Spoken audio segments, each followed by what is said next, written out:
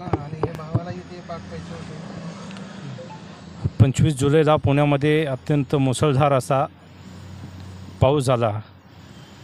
पूरस्थिती निर्माण झालेली होती आणि कित्येक कुटुंबांचे घरं उद्ध्वस्त झालेले आहेत. अशाच परिस्थितीमध्ये राज्याचे उपमुख्यमंत्री देवेंद्र फडणवीस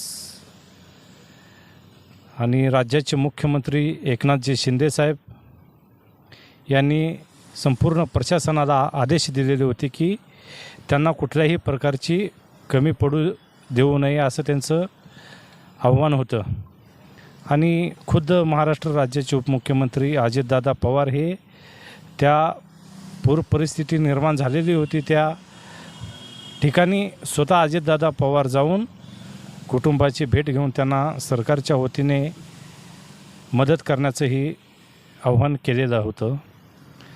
याच आव्हानामध्ये कित्येक कुटुंब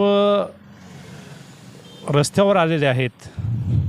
त्यांना अजूनपर्यंत कुठल्याही प्रशासनाची मदत मिळालेली नाही. तरी कृपया त्यांचे लवकरात लवकर पंचनामे करून लवकरात लवकर त्यांना मदत मिळावी आणि जेणेकरून ते कुटुंब स्थिर व्हायला पाहिजे अशी आमची जनशक्ती दलाच्या वतीने आम्ही आपणास विनंती करत आहे व त्याचप्रमाणे मांडतील. आत्ताच श्री संदीप देवडे अध्यक्ष जे जनशक्तीचे आहेत ते म्हणाल्याप्रमाणे 25 जुलै रोजी 2000 MM-पेक्षा पुणे आणि पुणे परिसरात पाऊस झालेला आहे.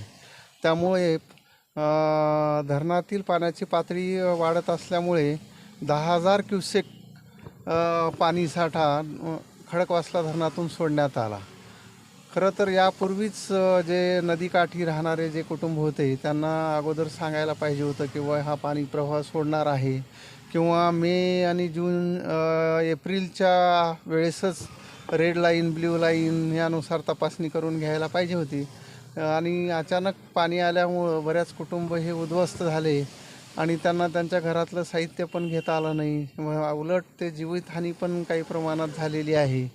आता महाराष्ट्र शासनाला एवढीच विनंती आहे किंवा त्यांना पुनर्वसन करून त्यांचं जे नुकसान झालेलं आहे किंवा त्यांना उदरनिर्वाहासाठी काही मदत लागणारी आहे ती लवकरात लवकर करावी अशी जनशक्तीच्या माध्यमातून आम्ही विनंती करत आहे.